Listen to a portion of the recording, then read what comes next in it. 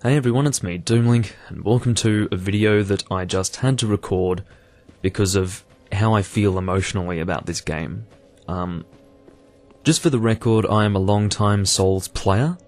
I have been playing since 2009 when Demon Souls was pretty much brand new, on the PlayStation 3 of course. And pretty much there hasn't really been a game series apart from the Monster Hunter series that I have put as much time into as the Souls series. Pretty much all of this time has been across two games, Demon Souls and the first Dark Souls. Also on PS3 for the most part, although I did get the first Dark Souls on all platforms to support FromSoft back then. Now, the reason why it took me so long to play Dark Souls 3 is probably the first thing that you would like to know, because it's 2018. I think this game came out in 2016, and I'm only now making a video about how I love this game. I'm only at Firelink Shrine. Why am I making this video now when I've only just started the game? Am I going to go back on my opinions? Am I going to change my mind about this? I don't think so. Because I've already seen so many things being addressed that I took issue with in Dark Souls 2. Which, of course, being the next mainline game after the first Dark Souls, it's clearly designed to be an evolution within the series.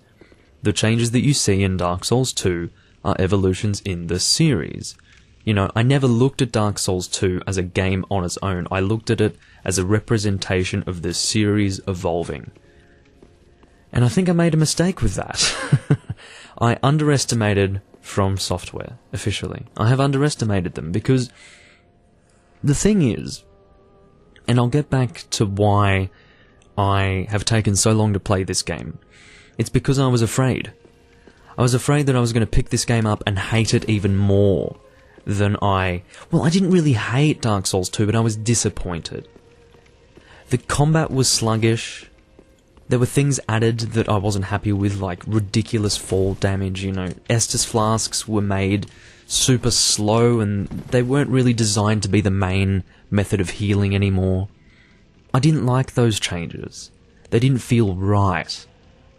And so I was expecting similar things to happen in this game, if not even more things that I loved about the series disappearing in this game. I couldn't trust the opinions of the general public within the gaming community, because Dark Souls 2 was the game that everyone got on board with. The one that ruined the series, in my opinion. At least back then. Like, that's how I felt back then. I've realised now that it hasn't ruined the series. It was just one bad game. Okay?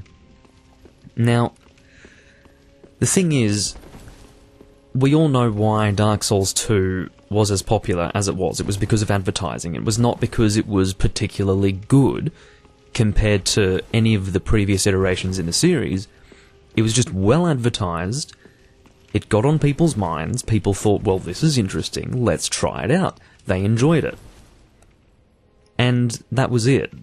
Most of them didn't even play the original frickin' game in the Dark Souls line, let alone Demon Souls, the one that started it all as far as I'm concerned. You know, From Software did RPGs before Demon Souls, of course.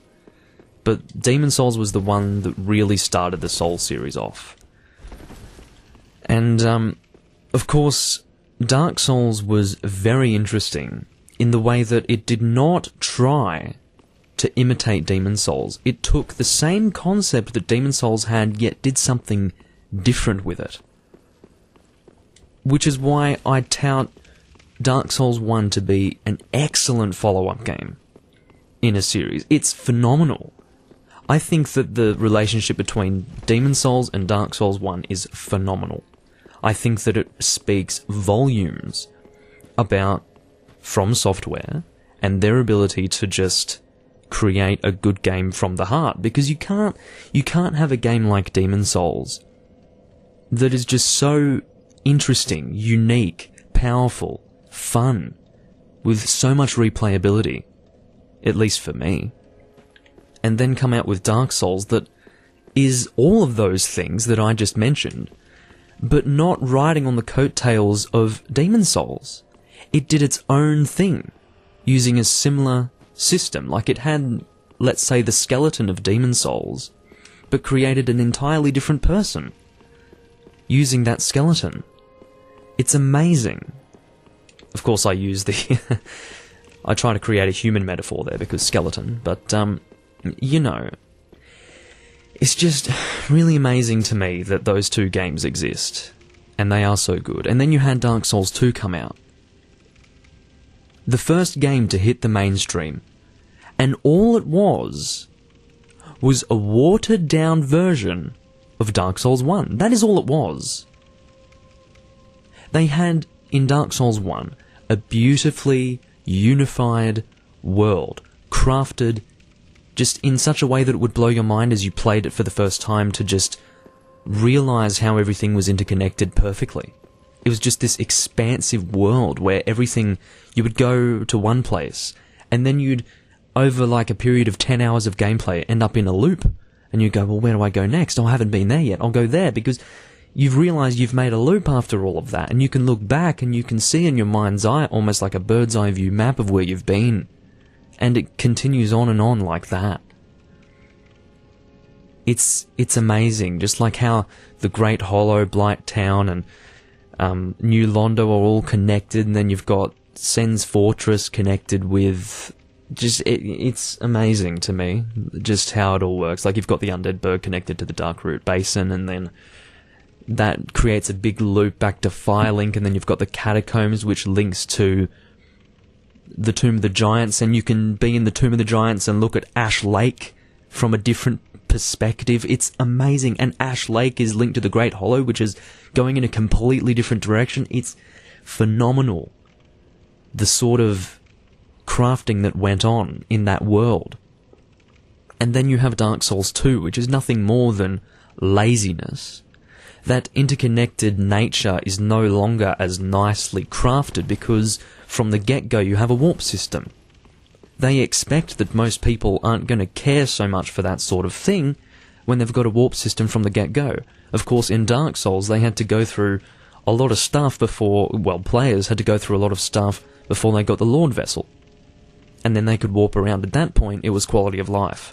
You've already been to these locations before, you want to get to them faster. That's what warping was at that time. I'm not too sure how the interconnecting is in this game yet, but I'm going to try and not talk about this game just yet, because I don't have much experience with this game yet. I'm just giving you the context as to why it has taken me so long to play this game.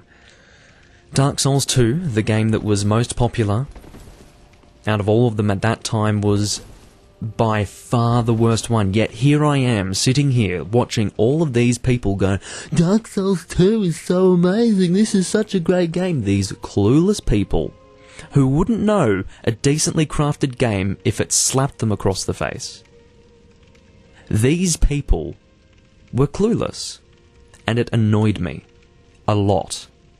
And so, when I saw these people going on about how great Dark Souls 2 was, it's pretty natural for me to just lose all trust in their opinion. Like, their judgment means nothing.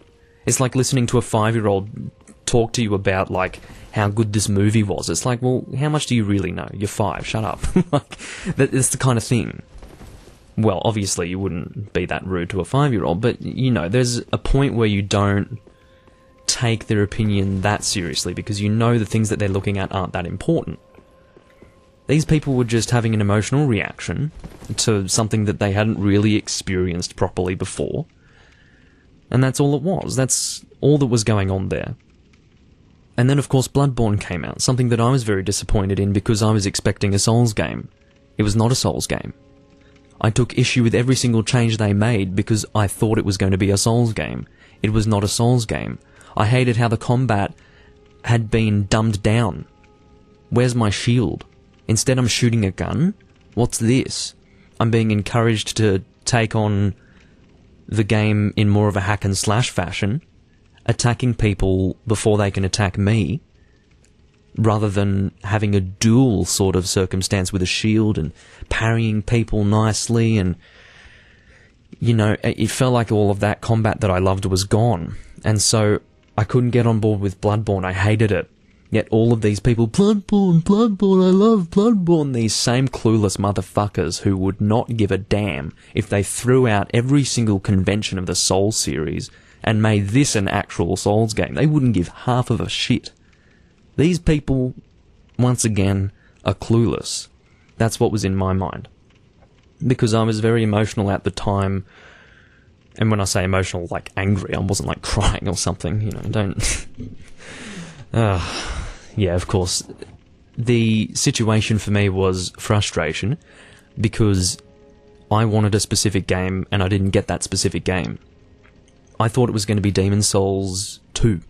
That's what it looked like back when it was a project that didn't even have a name yet.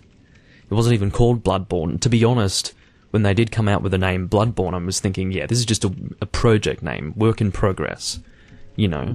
Like the GameCube being called Dolphin. No one expected it to actually be called fucking Dolphin. Like, that's ridiculous. And it wasn't. And that's how I felt for Bloodborne. But then it was called Bloodborne. I'm like, oh, so it's actually not going to be given the word Souls. I didn't really truly understand that it was not a Souls game. I was thinking, if it's made by From Software and it looks so similar, then I should be treating this as a Souls game. It looks like they're harkening back to the atmospheric aspect of Demon's Souls. I should be treating this as a Souls game. It was not a Souls game. And it took me quite some time to realise that. And a lot of frustration with people as that was going on. Because everyone is freaking out about how great Bloodborne is. I played it for 15 hours straight. It infuriated me. It was repetitive. I felt like I was making no progress, no matter how far I continued through it. Everything looked the fucking same. The loading screens were so long. They were like white loading screens that lasted for like a minute and a half or something stupid like that. Imagine doing that for 15 hours straight. I was livid. The combat was gone. Once again, you know, I can reiterate all the things I mentioned previously, plus what I just said then. And you can imagine what it's like for that to be your first experience with Bloodborne. And then once again, same clueless people, this is such a good game. It's bullshit, all of it. That's how I felt at the time. That's sort of how I feel as well now. So it shouldn't come as a surprise to you that when Dark Souls 3 came out, and the same people are going, oh, Dark Souls 3, Dark Souls 3. I paid zero attention. I didn't care. I didn't want to hear about it. I literally did not care less. Well, I could not care less, rather. It was just... It was off my radar. I think I found out about Dark Souls 3 coming out maybe 2 months after it came out. And I think it was a pretty noisy game release. Everyone was screaming about it, probably. I didn't even hear about it until 2 months after it came out. Maybe I was off the planet or something at the time. Obviously, I mean, I don't really have anything like social media. I have very specific groups of friends that I talk to. None of them were into the Souls series. Most of them still are not. Except for like 1 or 2 of them who are very casually into it and don't really talk about it. I just didn't really have the same internet circles that other people have, probably. Or had back then, at the very least. I didn't hear about it until I just happened to see. Maybe I was searching something in relation to Dark Souls and I saw Dark Souls 3 pop up. I'm like, Dark Souls 3? And then I look at it, it's a game that's come out. And I think I saw like a picture of the game and I saw this heads-up display that looked really bare bones. Like the magic bar, the health bar, and the stamina bar. I did take note of the fact that the magic bar was there for the first time since Demon's Souls, but I didn't really care about that. I didn't trust it. I had shut my mind off. I was like, no, I don't care about it. I'm not going to hear about it. I'm not interested. And, so long story short, I just didn't care about it. I gave up on it. It wasn't until this year that I got all of the Souls games on PC as I started to properly integrate myself into PC gaming. Because I did halfway through last year, pretty much about a year ago now actually, I got a really good gaming PC. This sort of led me into PC gaming finally. It opened a window into that. And it was only this year that I really tried to integrate myself into that by getting all of the Souls games on PC except for Dark Souls 3. I ended up buying Dark Souls 3 during the Steam sale, just because I thought, well, I'm going to buy it eventually probably, so I'll just get it now while it's cheap. Seems like a sensible decision to make with my money. But, yeah, I definitely wasn't going to play it until I at least had all the achievements on PC for Dark Souls 1. I ended up doing that, I think, last week. I got all the achievements for Dark Souls 1 on PC. Definitely a rough road. Took me 160 hours worth of gameplay. That's fine. It is really sad to only see 160 hours played on Dark Souls, of course. All of my time played is on the PS3 version, but I would like to build that up over time here on the PC version as well. I've got about 60 hours in Dark Souls 2, and I just really wanted to play both of those two games almost in full on the PC version before actually playing Dark Souls 3 here. I really had to take some time to ready myself, you know, and it was only early this year that I realized that the stance of the mainstream Souls community had changed in the years that had passed since Dark Souls 3 came out. It was general consensus that Dark Souls 2 was awful among these people, and that Dark Souls 3 was the best Dark Souls game. That was very interesting to me. Because what this means is that if these people agree with me that Dark Souls 2 is awful, and they think Dark Souls 3 is great, maybe this game has a chance of actually being half decent. It was the first time that I'd actually realized, I think this was during conversation with the people that I started hanging around with during the first release of Monster Hunter World in, I think, mid to late January of 2018. And these people were talking to me about it, because of course they're more gamer-oriented people than I am. Like, they have circles of friends that are proper gamers who play lots of different games, so their knowledge is very much mainstream knowledge when it comes to the Souls series, and they understood that it was generally believed by everyone that Dark Souls 2 was the worst Dark Souls, which was so interesting. It was like an epiphany. I was thinking, people actually don't like that game now. That's amazing. And so immediately, Dark Souls 3 was open to me. It was a possibility. Maybe this game isn't going to be awful. Well, it still took me some time to actually get onto it. But something flicked inside of me recently, like a switch flipped. And, I just went, I have to play it, I have to try it. I still want to put some more time into Dark Souls 2, God forbid, you know, because I do want to create some sort of decent profile. I don't mind the game too much. I think I've come to appreciate it on the PC more than I did on the PS3. Was also very hurt during those days when everyone was going on about how great it was, and none of them had played the original and all of that. They were just clueless people, etc., etc. I'm not going to reiterate what I've ranted about already. But yeah, I did start to come to appreciate it a little bit more as I was playing it on PC here. Probably because, you know, 60 frames per second, looks nicer, it's more comfortable, it's on the PC, things like that. But I did not realise coming into this game, Dark Souls 3, and we're finally here, I'm going to start talking about Dark Souls 3, I did not realise how much stuff was going to be returning from Demon Souls. It was obvious to start with that the magic system was going to be the same. The game sort of visually reminded me a little bit more of Demon Souls as well. It was more polished in appearance. A lot of people compare Demon Souls and Dark Souls in visual appearance. Now, this is one of the aspects in which Demon Souls and Dark Souls differ quite greatly from one another. Demon Souls is a very polished, pretty game, whereas Dark Souls is a very gritty, rough around the edges looking game. Not necessarily to play when you compare the two of them, but visually, aesthetically. One is polished and pretty, one is gritty and ugly. Stylistically ugly. And,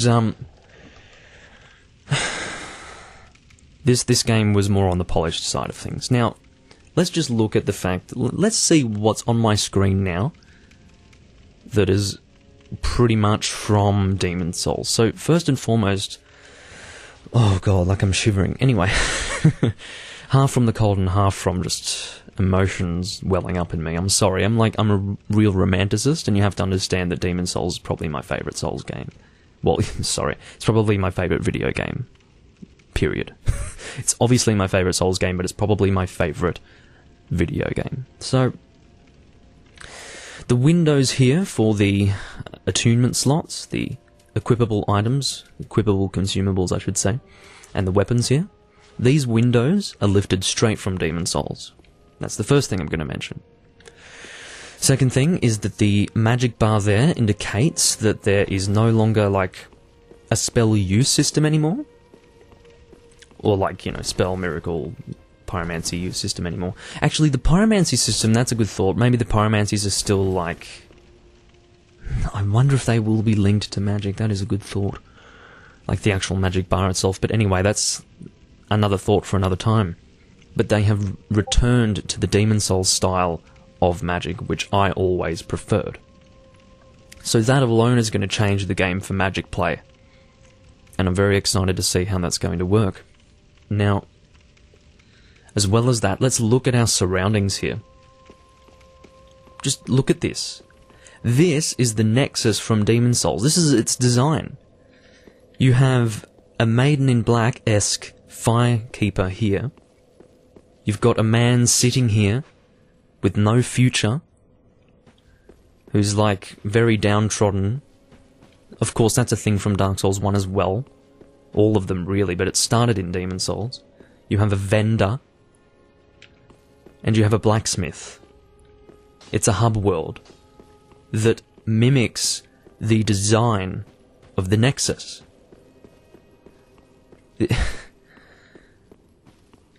They are hearkening back to my favourite Souls game. This is not, and once again you have to understand that I thought this was going to be a garbage game based on the fact that I couldn't trust people's opinions about it anymore. I didn't know how I was going to feel about it. I assumed that it was probably not worth my time, but here I am. It's returning to... It's basically a mixture of Demon Souls and Dark Souls 2. Now that's an interesting thing for me to say. If you look at the inventory screen here, look. In fact, even better, the equipment screen. This is all Dark Souls 2 that you're looking at here. This is pretty much a re-stylized version of the Dark Souls 2 design. That's, you know, that's not really here or there. I kinda like it, I kinda don't. But it's not bad. And I've gotten a lot more used to it now than I did back when Dark Souls 2 first came out, for sure. But, you know, you've got the luck stat. Look, luck has made a return. That hasn't been in the Souls series since Demon Souls.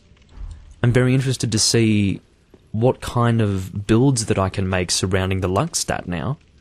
That would be very interesting to actually have a build centered around luck that doesn't have to use the Blue Blood Blade, and I always stumble on that weapon name. I've always, no matter how much time passes, when I say Blue Blood Blade, I stumble because it's awful alliteration, I hate it. But that was like the only luck scaling weapon in Demon Souls, from memory. At the very least, it was the only one that was half decent in endgame. And I think the luck stat was almost half broken anyway in Demon Souls. So I'm very excited to see the luck stat make a true return in this game. And hopefully be well designed. This entire place, I think this is... No, where do I go to... God, there are so many directions that I can go here. I think this leads to outside. As I was going through here, I was reminded of... Oh, I got frame drops to 54. I have to mention that my PC's performance is a little bit lower than usual at the moment because it has collected a lot of dust inside of it. That's really weird. Oh god, my controller is shooting itself. I'm sorry about the noises that it will make. It's actually really unreliable at the moment. Oh, I'm getting molested by some people. That's alright, we're getting a little bit of gameplay here, something to look at. I'm relying on my shield a little bit here. You can see that my shield does not have too much in the way of physical defense. It's like 86, I believe. But yeah, it's... This whole area, as I was saying before my controller stopped working, which is something that happens a lot. I really need to get it connected via wireless because the wired connection is fucked. But this entire place reminds me of World 4 from Demon Souls, the Archstone of the Shadow Men. And I wouldn't be surprised if it were within the same place. Like, I feel like the Archstones in Demon Souls, the interesting thing about Demon Souls and Dark Souls is that they're very opposite games. I feel like in Demon Souls, the Archstones take you to just almost different worlds. It's amazing. That's why they're called World 1, World 2, World 3. It's because they're just completely different places, which is very interesting. But then you have Dark Souls, which does the polar opposite to that. It creates one single interconnected environment. And I think it's phenomenal. The relationship between those two games. I will swear until the end of time that those two games are just perfection. When you really think about it. When you really get down to it, those two games are phenomenal. But what is this game? Look at this. This is just... This is emotional stuff. Now, one of the best things about Bloodborne, in fact, I would comfortably say, the only thing that is good about Bloodborne, these are fighting words that I'm saying right now, because Bloodborne's a popular game, but this is my honest opinion. The only good thing about Bloodborne is the visuals, if I could speak English. Yes, the visuals are the only good thing about Bloodborne. But look, all of the great visuals of Bloodborne are in this game. This is beautiful. You know, Bloodborne looks great, but it all looked the same, at least in the 15 hours that I was playing it. This, I'm not too sure if everything's going to look the same. It's a Souls game, so it won't. I can just say that comfortably. It's not going to all look the same. Because the whole idea of the Souls series is to have some sort of variance to your surroundings, so you feel like you're progressing through different environments, because you literally are. That's the idea. But this is just beautiful. This whole design here of the massive castle, like, that's huge. Look at it. That's really beautiful. It's beyond anything that Anolondo was, of course. But, you know, seeing things like this, and seeing all of these aspects of Demon Souls returning, and all of the aesthetic elements of Dark Souls 2 returning, which are functionally good. Like, they're not functionally poor, they're not badly designed, they're well designed, they're different to what I might be more used to, but they're functionally good, they're functionally well designed. And they have, in spite of the fact that they have indeed brought back a lot of these aesthetic aspects of Dark Souls 2, they have chosen to leave behind a lot of things. Combat is no longer sluggish. That is huge. Absolutely huge. That's everything. If the combat isn't sluggish, you want to know how it isn't sluggish? Look at this beautiful animation. Nice roll animation. This is, I don't know if this is a mid-roll or a fast roll or what. This roll animation is nice. It feels good. It doesn't feel too meandering. It is a little bit. Something about the end of that roll that meanders a little bit. It's not quite as snappy as Dark Souls 1. Or Demon Souls, for that matter. Demon Souls is even more snappy. If you think Dark Souls 1 is snappy with the animations compared to this era of the Souls series, or at least compared to Dark Souls 2, try Demon Souls, that's really snappy. Those animations do not fuck around. They are absolutely short and to the point, and I like that. I like that a lot. But this is balanced. Dark Souls 2 was too meandering.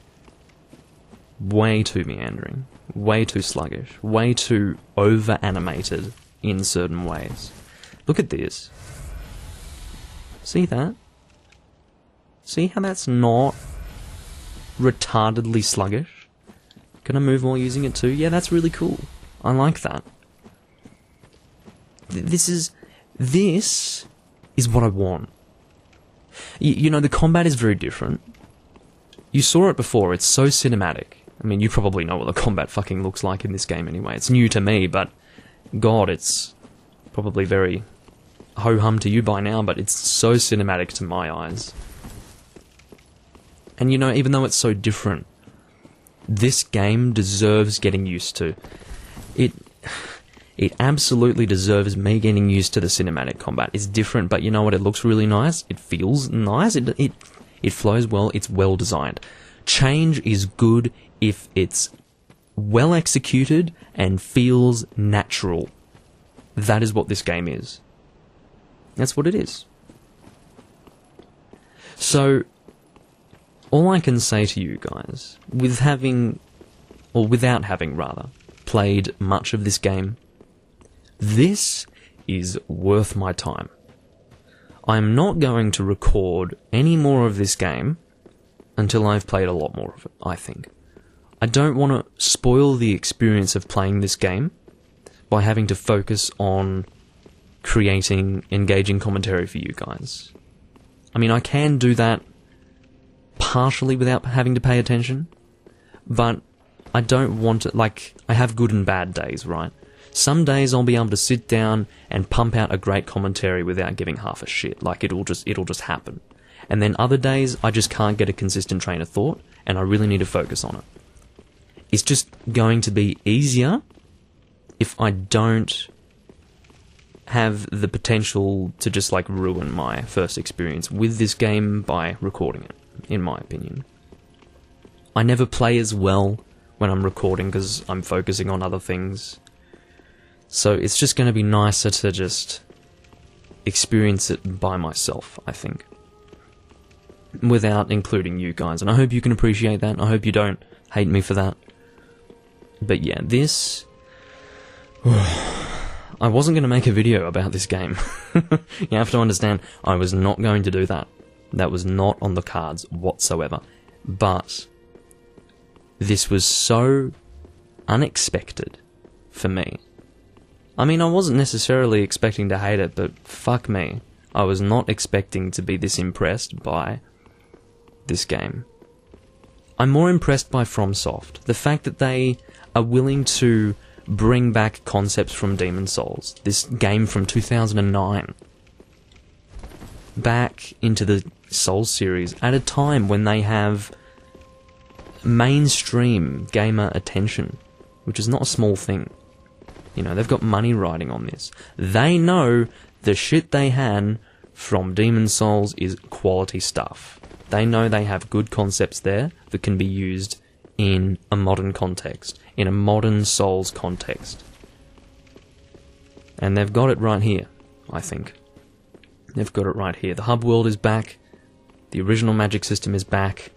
Snappy combat is back. It's all back, ladies and gentlemen. And I'm wet. Quite frankly, I am wet. I hope that you have been able to listen to all of this. Hopefully the recording has gone alright. This has been a monumental discussion that I've had today. This is an important part in my life. I have discovered that actually the latest iteration in one of my favourite video game series is actually not garbage. This is important. And I thank you all for being here and listening to all of this. And yeah, I'm ready to have some fun. I'll catch you all later.